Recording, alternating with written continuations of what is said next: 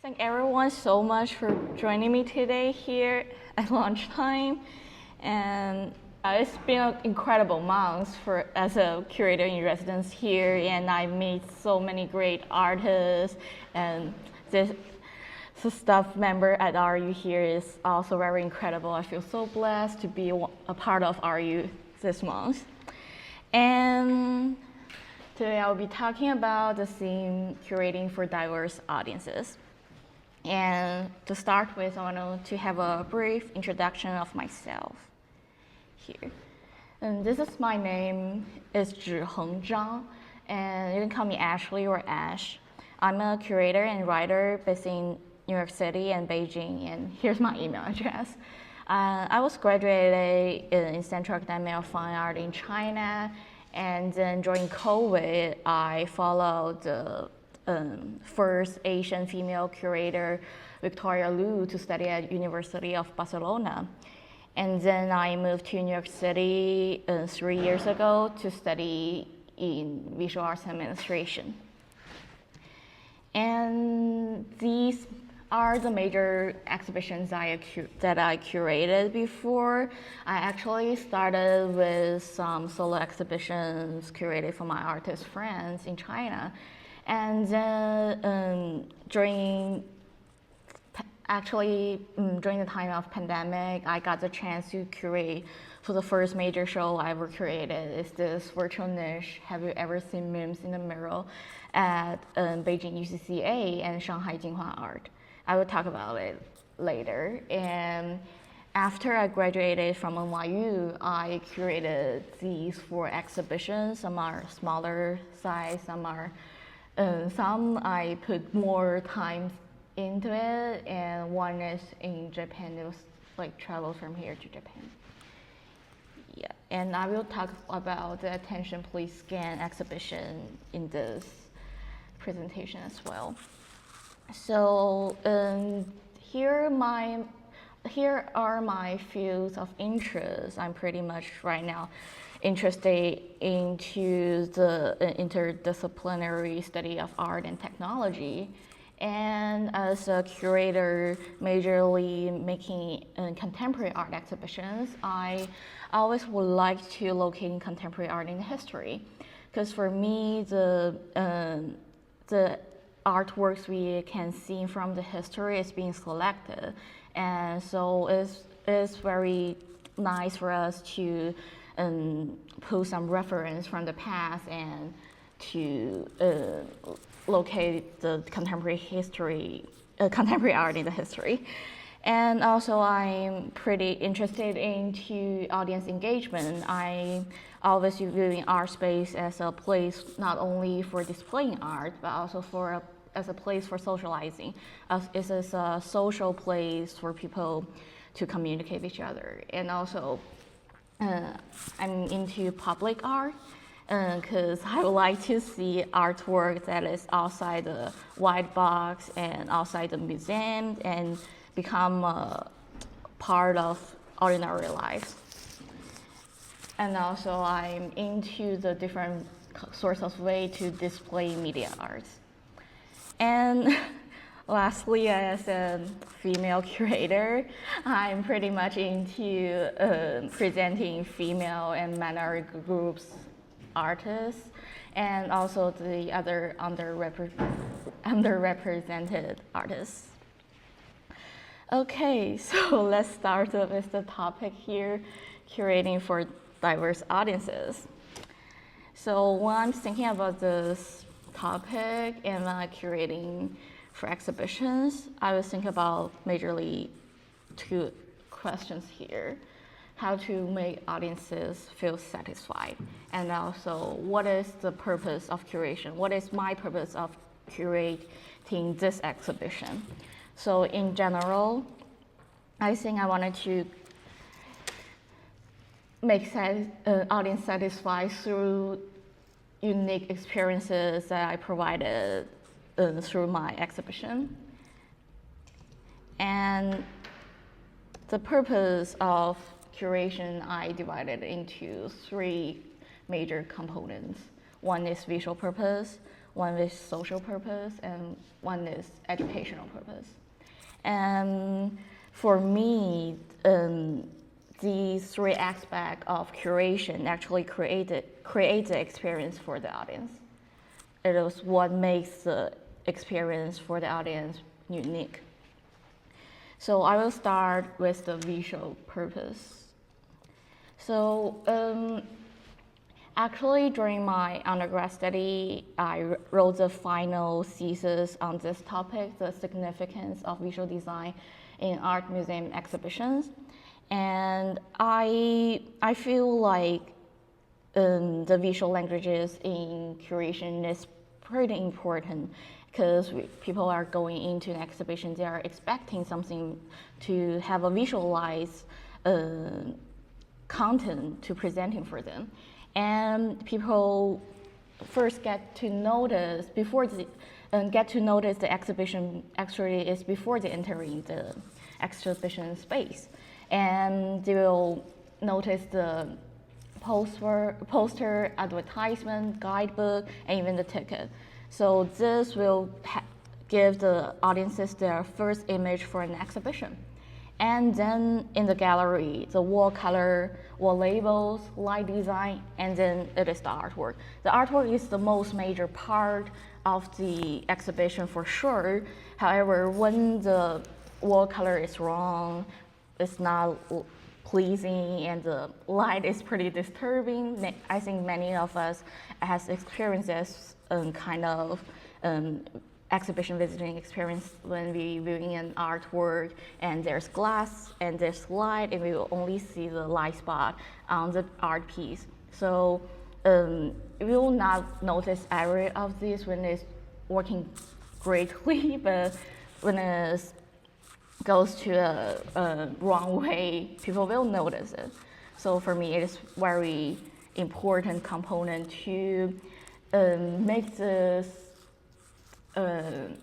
experience of an exhibition more satisfied. And this is a quote here from my thesis. And to transform educational content into a three-dimensional space, people need to rely on the exhibition visual design to follow the flow to get the content that is the curator wants to deliver. And I think in an exhibition, what is important is people are not expecting to read so many texts, and it's not like reading a book in an exhibition, right? So for me, it is my job as a curator to deliver useful messages via visual elements as much as possible. And then I wanted to talk about the social purposes. So I always wanted to view exhibition as a social space, because we walk into an exhibition, at most of the times we are working, like visiting with somebody else, with a friend, with a colleague, with your family. So as audiences visiting the exhibition, some are interested in the exhibition content for sure, and also many people wanted to have a family and friend quality time. And we must admit, with the social media become so viral this day, people always wanted to go to a museum and they wanted to have a nice picture of themselves or with the artwork. This will create a special memory for them. So this is something for me nowadays, like as a curator, I wanted to pay a little more attention to, because it is another way for our exhibition to promote and to become more into more audience eyes.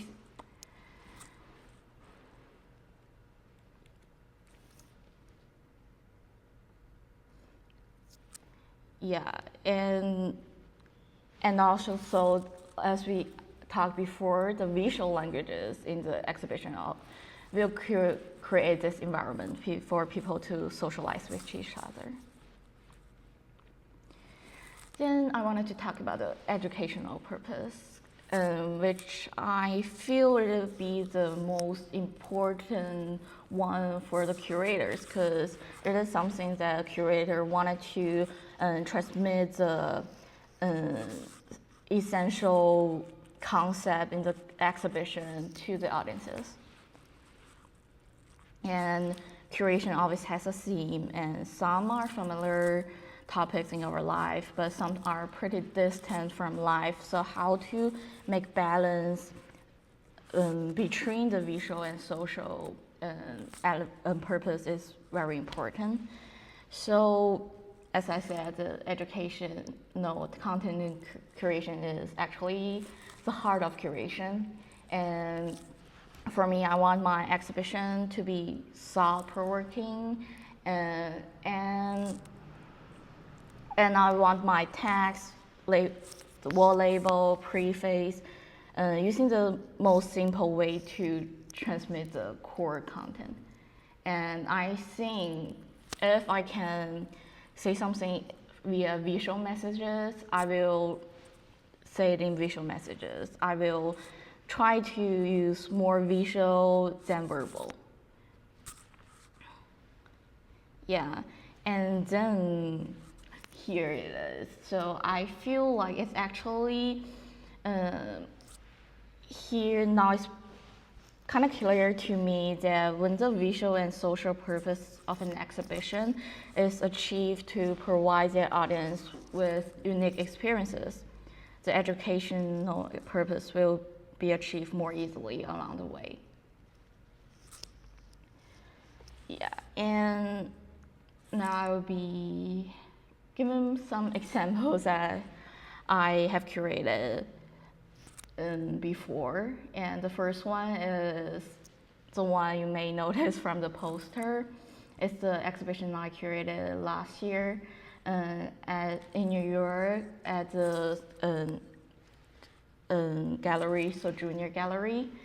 And this was the preface of this exhibition. It was an exhibition that I asked 11 artists to present their artworks through QR codes.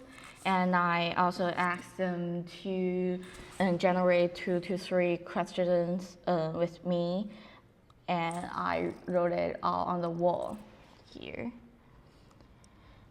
So for me, this exhibition actually has 3 sorts of meaning. The first one, because it is an exhibition I curated post-COVID, and the reason why I think about presenting this way to have all the artists to make their artwork into QR codes is because I found so many restaurant places right now are using QR codes. So I was thinking, okay, why not to have some QR codes like in an exhibition or to present artist work. So in post-COVID here in New York City, I wanted to imagine an exhibition as a social space and using this way to remind us of the importance of having a physical space. And I would say this exhibition is not like a perfect one. It's more likely to be an experiment for something new. And using QR code actually is a way to extend the physical space to a virtual space. I wanted to maximum the space and present these new media artwork in the virtual space, so people will enter the physical space as the social place, and then you need to enter the virtual space for exhibition artwork viewing. And because we are using QR codes, I managed to have like 3 sorts of different artwork versus film. They're including narrative film and non-narrative ones. And also research-based artwork combined with an essay. So there are artworks and an essay so people, when they are scanning the QR code, they can see it from their personal device. And also I include the interactive artwork, so people can use their own device to interact. And in this exhibition, I found each of these artists are presenting their artwork with a social issue, a social matter, and that for me, we all need to draw more attention to. So the reason why I have 2 to 3 questions on the wall is one is like an intro to these QR codes, and I think it's some way to let the audiences more into the topic rather than the pure visuals of the artwork. So people will enter it with a question up front, and then it will also become a break the ice topic for the audience in the gallery to socialize with each other. So actually, when the exhibition was happening, people in the room will discuss these questions on the wall. And also, it is really a low budget exhibition. So that is part of the reason why I present this way. So there will be no there will be light, but there's no other electricity used. And also, all of these work you can see is me and my assistant, we are like handwritten it on the wall. And it takes like one night to write all of these, but it was, I think it's pretty worth it. And yeah, so it is under like certain restriction, and I wanted to present as much art piece as possible. It's a relatively small space. Regularly, maybe 5, 6 art pieces will be presented in this space, but I managed to have like 11 pieces to present in this gallery. And here's some photos here. And these are the questions here. Some are talking about the immigration problems, about utopia, about AI, about plastic surgery, and also for me, I'm a Chinese person. I also incorporate in Chinese traditional art for in this exhibition. The one art piece is talking about it. And actually, when the people are viewing this exhibition, they can actually take the piece of art home by just taking the photo of this QR code. So during the exhibition viewing period, people can always enter into this QR code to see the artwork. And even though having viewing this exhibition, viewing this artwork on the phone might limited experience, but when they are like pretty into this exhibition, this artwork, they can bring it home, maybe project it in their TV or their computer, so they can like have their own way to viewing it. Because when we are a lot of time when we are going to a museum and we are viewing a film, we sometimes need to watch it from the middle because it is playing in a loop. So in this way, I can watch the film from the start, and if I see something very clever, I can jump back to see it again. So I can watch it through my own pace. I think it is a pro for this exhibition, although the viewing experience in the gallery might be compromised a little, I would say. Yeah, this is more people like they're talking, some are talking about the topics I proposed here. Yep.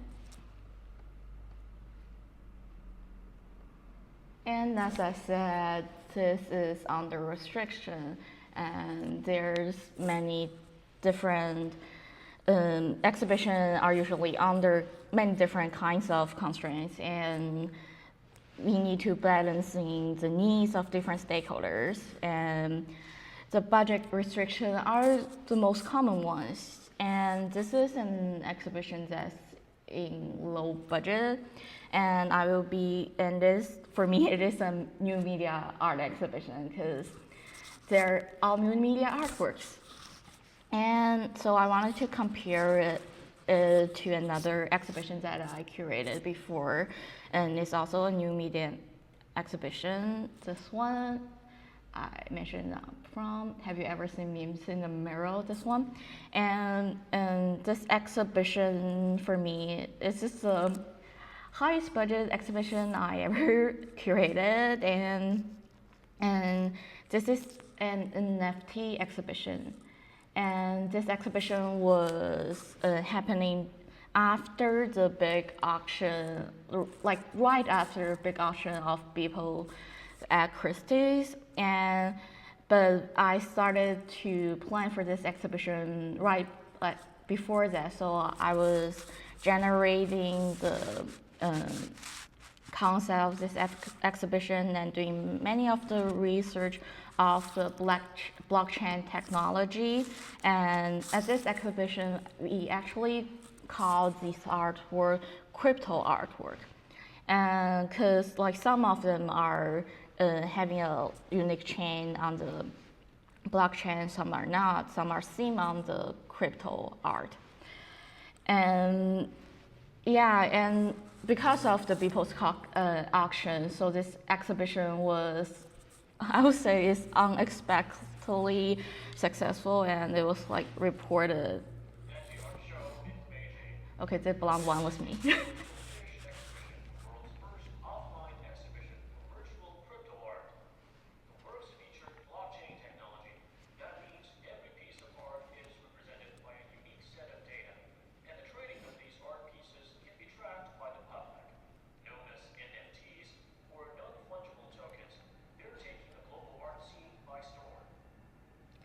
Yeah, so you can see this exhibition is using a large space, and especially the ceiling is pretty high, so I managed to put, because I don't like to have a ceiling empty because the ceiling is pretty high and we do not have a large installation here. That is why I put, this is a real-time changing artwork here and projected on the ceiling here. And here's and we are having a lot of budget here, so we managed to have a video.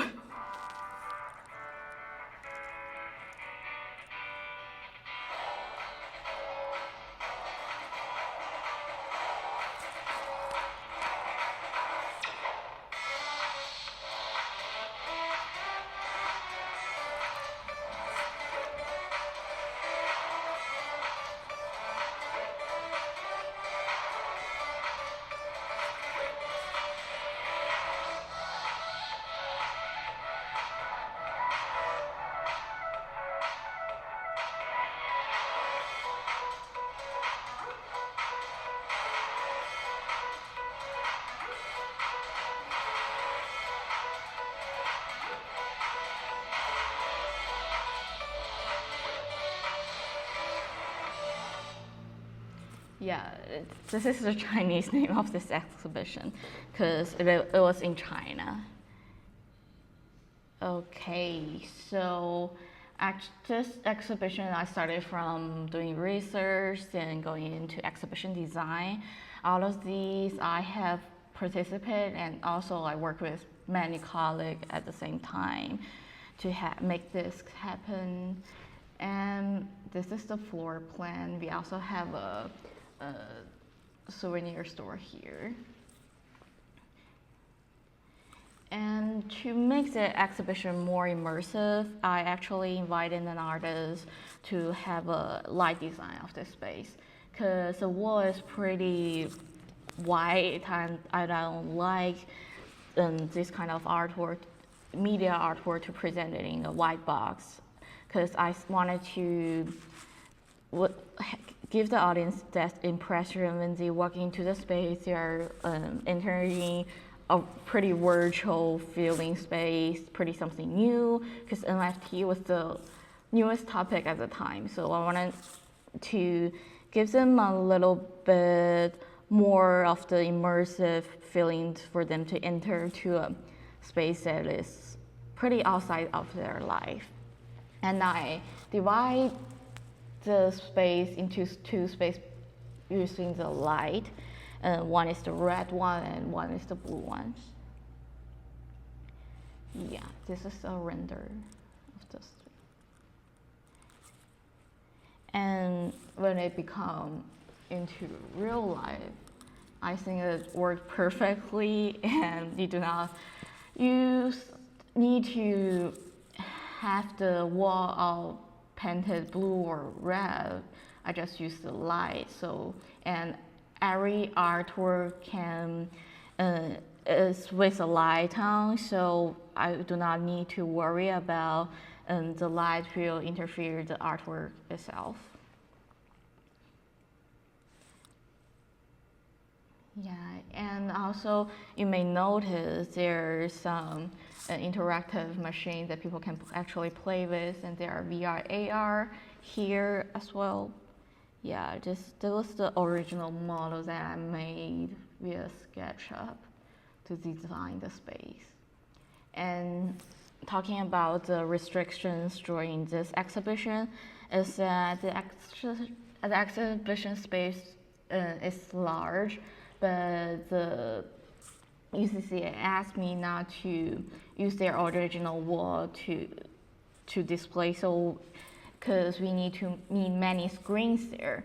So out of the walls here, I have to build another one upon it. So the line here will be like having a more smaller space, and also the LED screens here also it's kind of like thicker than I imagined, because it's also about budget, because if I want to just have a thinner LED screen, I have to put more budget into it. So although it's a exhibition with a larger budget, I need to save some budget for another use and to balance the budget into the right place. Yep.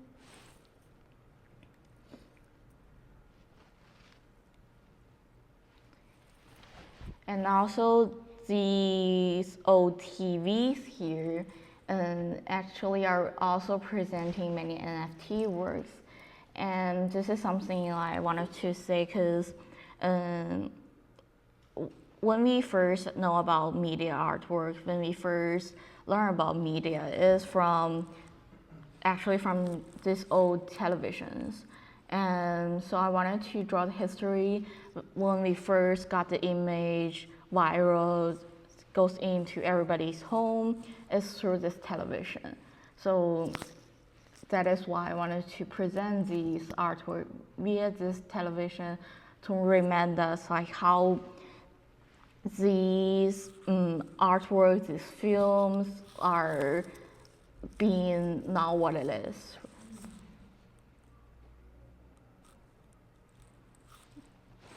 Yeah, and you may see the shark here. There was some art piece that we borrow from the collector of Beeple. So these are some artworks from Beeple's famous works. And these are the blue parts.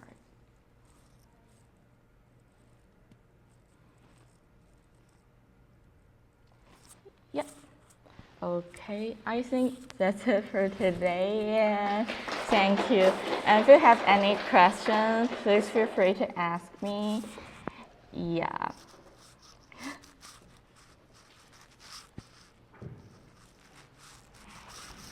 Yeah, please. I have many questions. Okay, great. First of all, thank you for your presentation. It's very structured. I really liked it. It's very clear. Thank you. So one of the main, or the main question that you asked in the beginning is like how to satisfy the audience. And Mm-hmm. following your further explanations, I had the impression you were very interested in mediating in a easy way for the audience, which I appreciate very much because it delivers it helps the visitors to have better experience. On the other hand, I'm wondering how much do you want to satisfy the audience? Like, where's the point where you want to sorry if I'm looking for the word to the opposite of please. Sorry? To provoke. Thank you. Yeah. So yeah. So do you have? Is there like do you also want to provoke the audience at some point? Do you think it's part of your curatorial job, not only to please and satisfy, but also to create a space of? For me, I think some audience will like to be provoked, and I'm saying like satisfy them, not pleasing them. For me, not for my exhibition here, like the attention please scan. It's not when audience first entering it. I don't think people will feel pleased because they're expecting a visual art exhibition, and all they will see is QR codes. But I have audiences here entering this exhibition, and they're giving me the feedback that it is pretty self-provoking, and they will like think about many things they will not think about in their life. And I think for me it is pretty meaningful. And on the other hand, for me, many artists I know that they are doing artwork that they like. That is for, I think artwork sometimes is pretty personal. Some artists will pay more attention to their artists, but sometimes they don't. And for me as a curator, what I wanted to do is to standing at the point from the audience and to see this artwork, whether I can accept it or not. And for me, I wanted to maximum the power of different artists' work to make an audience accept it a little bit more. So some of these work, some parts of the exhibition, I think audience might feel offended, and I think it is sometimes normal to have that feeling because something new will appear into their mind and they feel confused, they feel offended. But for me, my job is to, if they are thinking in a way that I have planned ahead, I think the problem will be resolved, but in many different sorts of ways. Yeah, I hope I answered your question. Yeah. I have also another question, if nobody else. Thank you for your presentation. It was really nice to see some work from New York and some work from China, which was really interesting for me. And I really like the topic as well because you say creating for diverse audiences, which is really important and we need to discuss more. And actually, I am curious at that point. I am curious your personal experience on curating some shows in New York and also in China, because also from the photos and videos you show us, we can see some differences in these exhibitions. But I am curious, what was your personal experience, since you are also trying to tell a bit more about diverse audiences, creating for diverse audiences, so maybe it will be nice to see these differences between, especially for these two countries, we can say, or US, maybe not US, in New York and in China. Yes. I think there's similarity between these two exhibitions is that both of these two exhibitions are presenting artists from all over the world.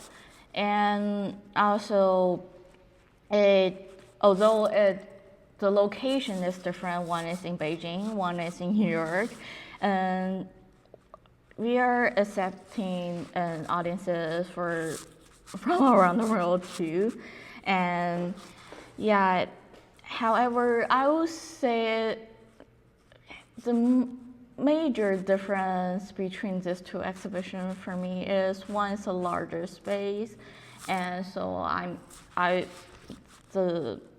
this one is a larger space, and I'm expecting more audiences at one time than the other. And to answering, because it is NFT at the time, it's a pretty new topic. Many people won't know about it, especially for the non-art professional audiences. So people will have many questions, and there, in the video, you might notice there are many assistants in the space that will help the audiences to know these artwork a little bit better, and they will have questions, and yeah, and they will help to answer it. And for another exhibition, for the one in New York City it's a smaller space, and I get to interact with the audience a little bit more, and I will answer to their questions more directly. And for me, they're all giving me many interesting questions, and some questions that I have think before and some are not. And I would say that contemporary art, when contemporary art moves into the physical space, it gives another layer of meaning, and people will give meanings to this exhibition more like people entering this space, and they will think about the exhibition, and they will give me the feedback, and some feedback are something that I'll never think about before, and it is some existing in the exhibition, but I didn't notice actually. And it actually make my exhibition more complete for me. Yeah, and for me, that's why the audience is one of the most essential part for my curation, because they give me feedback, and even during this exhibition in Beijing, I remember one audience that she gave me some very deep questions. I have to give the answer back later on, because I have to email her later. But for me, it is something I need to have a research. So for me, the exhibition opening is not the ending point of the topic I'm researching on. It is another start. I can respond to more audience feedback, artist feedbacks, and all of this are not perfect. That is why I can make more exhibition in the future. And each of them will be more complete, as I'm hoping will be more complete in the end. Yeah. Thank you. Just want to add some small comment. I also really enjoy when I see this different show space-wise, because in New York you have this very clear room, it is like a white box, and you have QR codes, everything is so clean. But in China, you have this big, of course, I can understand that you have a big budget, big space and everything, but I can see that you also play with the space, as you were talking a bit at the beginning. Also, we can see these layerings as well. So that's why I really wanted to understand if this was intentional in case of doing exhibition in different countries. And thank you for your answer. It explained it a lot. But just want to say this as a small comment. Thank you. Yeah, because it's pretty different theme of exhibitions, so I curated and designed it in a pretty different way. The QR code one, I want to give the audiences a pretty unified look when they're entering the space and when they're reading the artwork. I wanted them to have a equal look of each social issues that the artwork is presenting. And for this exhibition, I wanted to give audience a more immersive feeling. Because for me, I wanted to mention something. It's pretty important for me because when I was researching it, I found many people they're viewing NFT as an art style, when actually NFT is just a medium. And for me, I love the thing I would love about contemporary art is contemporary art has all sorts of medium using. And no painting is just traditional painting or just a glass of water or some lantern. These are all can become contemporary artworks. So for me, I do not have any preference for the medium of contemporary art. And yeah, and this one I wanted to, because I wanted to create a more immersive feeling. And although I have a bigger budget, but I do not have enough budget to make fully screened like Teamland exhibitions. Like we enter into a space and there's all screens and all things are kind of moving. I do not have that large of a budget. So many of these are displayed in smaller screens.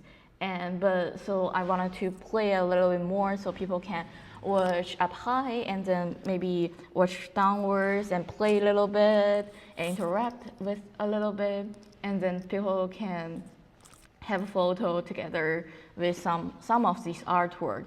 So I want to make the exhibition more playful than the other one, because this exhibition is something new. I wanted people to accept this new medium of art. I wanted to make them to be closer to their life. And yeah, maybe in the future I will make something like different from all of these two, because for me, I'm a curator. I do not have to have a certain style of exhibition design. I can customize every exhibition according to the artist I'm presenting. Yeah. Thanks, please. Hi. Thank you so much for your presentation. That was really interesting, and I'm glad we are on the residency together. Hopefully we can talk about more about the practice. I saw we have a few points in common.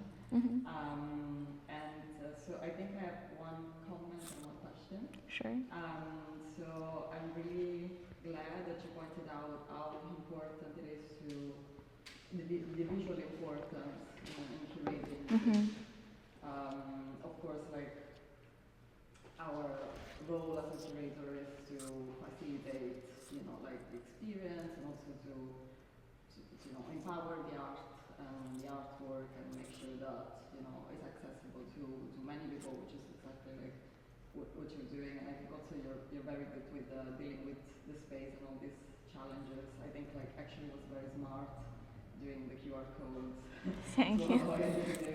Also, I guess the annoying part sometimes also renting equipment and on a low budget. And also I really like how you feel the space with all the artworks in the other exhibition in China. So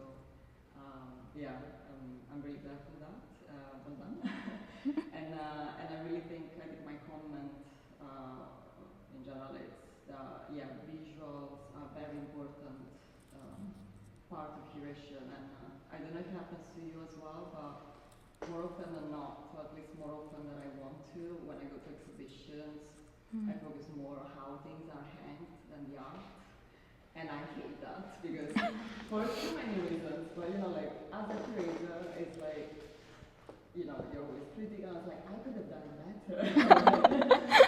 But also, I think it's infuriating because, my role there, both as an audience or as a curator, is to see the art and like understand the art and engage with the artist or the art itself. And if I can't do that, I wonder for general public, what would they think? And also I think it's disrupting, and it's not fair to the art. And yeah, I guess also sometimes it's really important to think also who are the people that are coming to see the artwork, and am I being a bit ableist in my curation? You know, I went to a museum yesterday, and the lighting was horrible. It was terrible. Yeah, it happens a lot. Ali was with me, and she was in the ranting. And you know, like, you know, it's just like, I don't know, it's important sometimes. Yeah, I totally feel you, because many times I walk into an exhibition, I feel, oh, I like this exhibition a lot, but I cannot enjoy it, because I will go into a gallery room and I look up to see, okay, there's light here, there's light here, right? So I feel, so that is why when many of my friends who is not working in the art professional area, they will ask me, okay, how do I view art? How do I view an exhibition? I will tell them, okay, you do not have to like know every piece, the history of every piece. You do not need to, if you are like interested, you can definitely see the wall labels and research more. But if you want to just seeking for an experience here, just enjoy it. Just feel the art. Just see whether you have empathy with this certain artwork. You do not have to like each of the artwork in the gallery. You have, maybe some will like this piece, some will like this piece, but the other one will not like this piece. That happens all the time. But just find what you like. Just find what you can feel empathy with. It is what I always telling my friends, and I really miss the time when I was like more like a non-art professional audience. Yeah, because at the time I can't truly know which one I like. Now I will thinking about, okay, this is something really popular at the time, why it is popular. And it is something really popular in the market, really popular in the research area. And this is the topic I need to concentrate right now because it is pretty viral. I'm in the professional area, I need to know that. This is something as a curator, we need to do that when we are viewing. And some people my friend will ask me, okay, do you go to an exhibition visiting as a job or as a pleasure?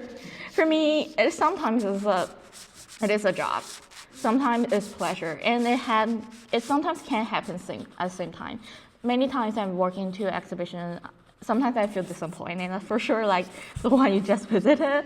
Sometimes I feel so amazed, so thinking, okay, I can learn from that. Next time I'm using that.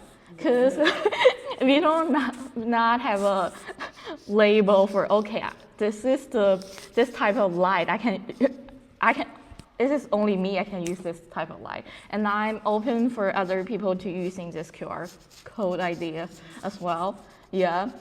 And also it is nothing like so extraordinary to use a QR code or a different kinds of light or different kind of projection. It is something that to enhance the existing artwork in the gallery. Yeah. I totally agree. A lot of my friends also ask me the same question about if it's a job or pleasure, and I just accepted that it's both. And then sometimes it's a bit more pleasure and sometimes a bit more job. Yeah, because we are doing something we like actually. Yeah, we are doing something we actually very enjoy. Exactly. Yeah. And I agree. It's good that it's also maybe educational on that point of view. Yeah, and educational purpose is always the most important thing. But if the other part is not as good as audience expected, it is pretty hard for them to digest any content that we want to actually deliver. So for me, the first step is to have a very cohesive visual. People feel pleased to enter in. If the light is blinking and people feel disturbing to stay in here, no matter how interesting the content is, people will just leave. Yeah, because I just wanted, for each of the piece I curated, for each artwork, I just wanted to hold the audience a little bit more time to standing in front of them. For example, the one at this exhibition, I don't know whether there's photo. Okay, there isn't a photo. There, it is a piece from one of the most popular artists in China right now, called Sun Yitian. Her work is now collaborating with Louis Vuitton, and her work here at this NFT exhibition is actually the dark one. Oops, I cannot. Oops. Okay, I cannot stop it. It's a dark one, and at first she only wanted to showcasing one image, and it will move a little, like shake a little bit.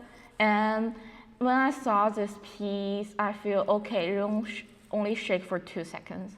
So when people standing here for 5 seconds, they will notice. It won't change a lot, and you do not have enough to see at the place. And what's besides is people's work. It has many images here. So comparing to that, I think many people, if there's only 4 seconds for people to view this artwork, people might neglect her work a little bit. So I asked her whether or not she will change a little bit more of her piece, adding some movement or more content into it. And she said, oh, I definitely can. And she changed a little bit of the piece, so people actually standing in front of her piece a little bit more time. This is something I will discuss with the artists when the exhibition is happening. And it's just actually a recommendation. I'm not asking, oh, you should do that. It's like, I think I wanted to like make your work fitting better into this exhibition, and I wanted to have more audiences appreciate your work a little bit more time. So that's how I did this exhibition. Yeah. And then I have my question now. Okay, sure. I was interested in the exhibition with the QR codes. At the beginning, you were thinking there was one question that you wanted to pose, which was exhibition as a social space, especially after the pandemic, and so post-COVID discussion, yes. And I was thinking, because I understand why you did it, and it doesn't change the fullness of the exhibition, but I was thinking, did you feel like people were actually socializing a bit more and like focusing more on the questions on the wall, or were they more like distracted by their phones to look at the art on their phones? And if you feel like that is still like, I don't know, convey the importance of the physical space? Well, for me, the feedback that I received, and they do have more conversations in the space, because I remember their two audience, their friends, and they are not working in the art industry. So my exhibition was pretty new for them to view, and they gave me the feedback that they were having this conversation, and they are pointing at each question and saying, oh, I think a lot of it when I was seeing this question, and after viewing this artwork, I'm thinking, oh, how do this artwork thinking this way? I never think about this certain question in this certain way before. And then I really think about this question again, and she actually discussed it with her friend. For me, it is, I don't like usually go out with my friend, and certainly we talk about like another social issues happening in the world. Sometimes we do, but not usually, right? Because it is something pretty distant from life. But this is something that everybody should be discussing. And there's many, like some tiny things happening in our life that these artists are actually presenting. One of these artists are using figure skating as a metaphor to daily chores. So, like how we pay attention to the issues of daily chores, like it is something like happen daily, but we actually just doing it in our home, but we actually seldomly think about like if we are living with a big family, maybe somebody is doing it for like when I'm back in China, my mom would do many chores. Like when I seen her work, I was thinking about my mom doing this, like she having a figure skating in the kitchen. So this is something that I will never think about it before I view this specific art piece. And before seeing this art piece, I will see this question on the wall and say and asking me about this daily chores that I did, and do I feel it is like a routine, or do I feel like it is a pressure? So for me, it definitely raised some questions to the audience that they will suddenly think about. But on the other hand, I do have to admit that because this is a low budget exhibition and the visual of the artwork it did compromise because it's all become QR codes, and there is a downside for the artwork for sure. However, it is something that I can only do this way because of the budget. Yeah, and for this, and also somehow the questions become more important when they're socializing with each other. And that's what I wanted at the first place, but I do hope they pay more attention to the artwork.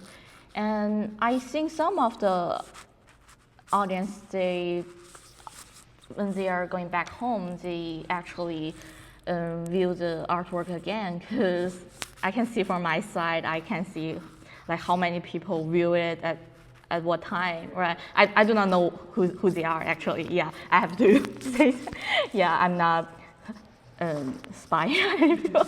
Yeah, but I do notice that some people were going back home to see these artworks, and so I would say this experiment of mine do work, but I think the last time I presenting this exhibition to our RU members here, and some asked me about. Okay, sorry, I forgot what I'm saying. Yeah, well, yeah, I think this exhibition is something that I wanted to bring outside in the gallery, like maybe a coffee shop, and I was thinking about also maybe, because like in a restaurant, we are having the menus scanning through QR code, and we are always waiting for food. Maybe add a QR code for some restaurant to, okay, you are waiting, just view some art. Yeah, I'm thinking about lots of this. So as I said, the exhibition opening is not the ending point of myself thinking about this kind of topic. I may reduce it a little bit. Yeah. Is there an art historical reference to the exhibition you made in New York? Because when you were speaking, for example, about your Chinese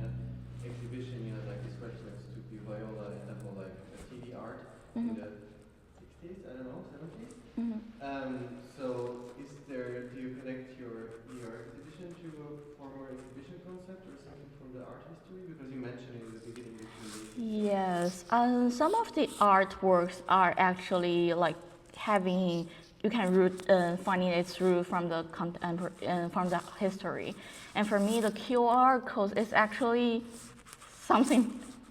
Actually, I would say it is already in the history and from the past, and I draw it from the time of COVID.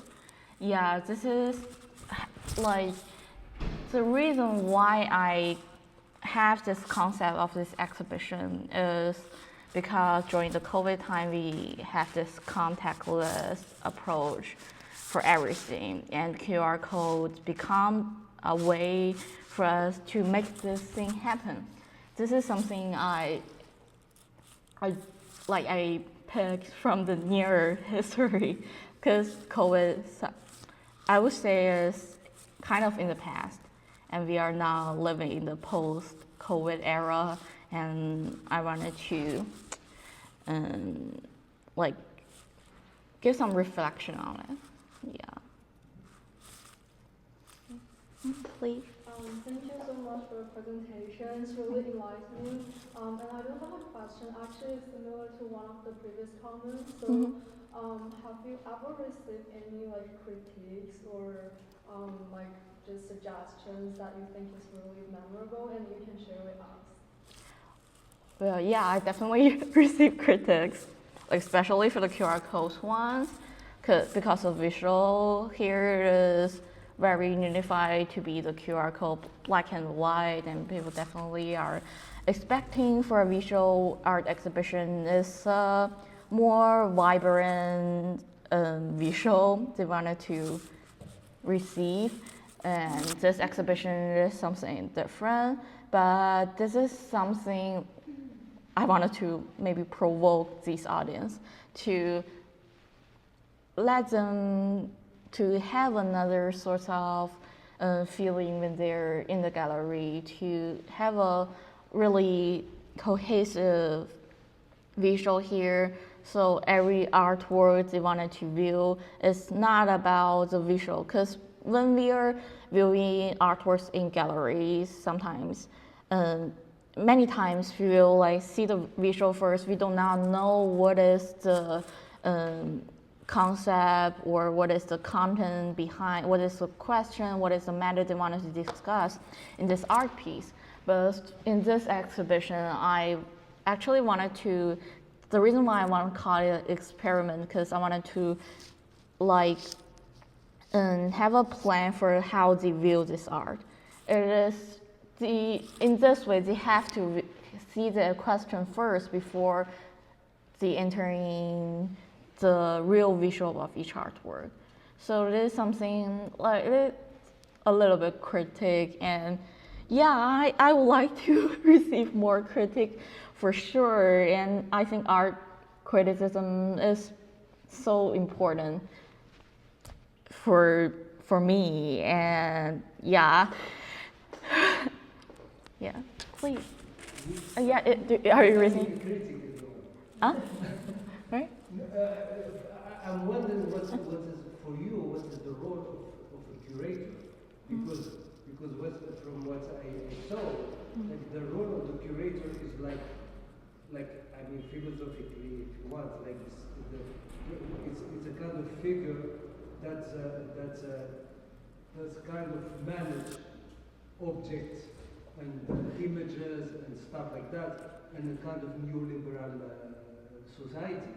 It's like a curator that's not really his or her role to challenge the status. It's like, for me, I think I saw it as a kind of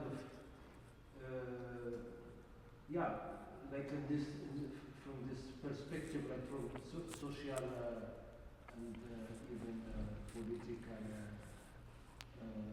sense, that a curator is a figure that play a role of how to say that, like a nice role in this kind of neoliberal, again, it accepts what's the game is, and he or she are playing the proper, good and proper role to serve this system. For me, I'm still exploring my role as a curator, and I would say like in the history of art, in the history of curation, the role of curator actually changed through time.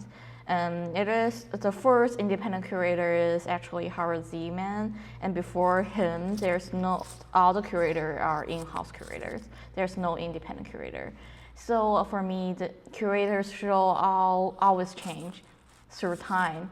And as I mentioned, my mentor, my teacher, Victoria Liu, she actually we talked about this specific question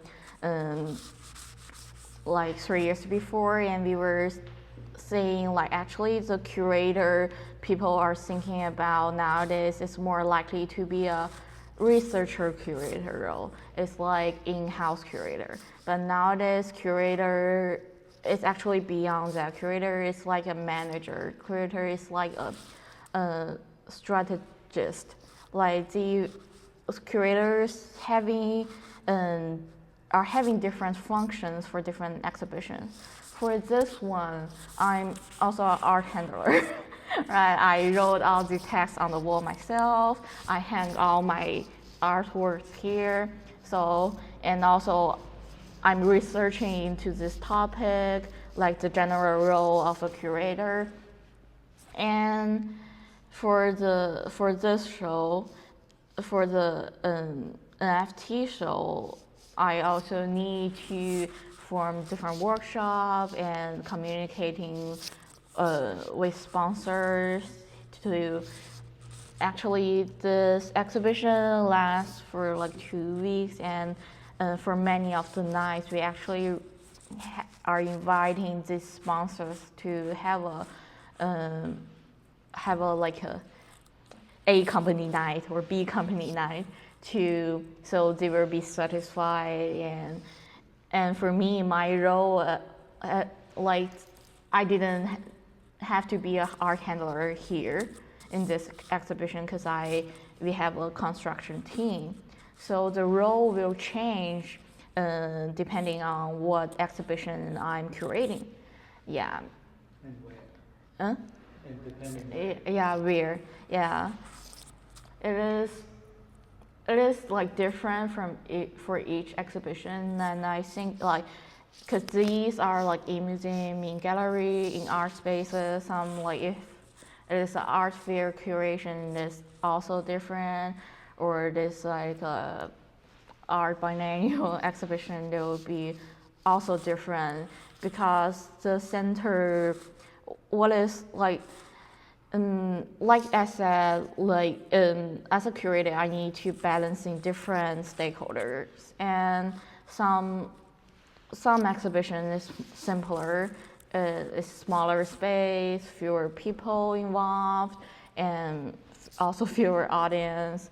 So I maybe need to like work a little bit more on the pieces, but I actually like I'm closer to artists. And like these exhibition, although I'm the executive curator here, and many of the art I have, because this exhibition have too many artworks, so I have other members in the curatorial team that will have in contact with these artists. And also it is sometimes we need to in contact with the art piece collector to borrow the artwork. So there's so many different stakeholders in one exhibition when there's a larger format. So the role constantly change. And for me, as I said, the most important thing for me to ensure an exhibition to go on smoothly is having this good visual here, and I'm having my core and educational content here, and then people can socializing in this room, can having more things happening, or more chemical in this room, in this gallery. Yeah. Yeah, please. Or maybe we just like keep the answer short this time. I don't know. Two questions. First of all, I would like to know if there is a specific topic or specific exhibition you'd like to do, like regardless, like if you get the chance by a gallery or whatever, is there something, a concept of an exhibition that you'd like to follow or to do in the next,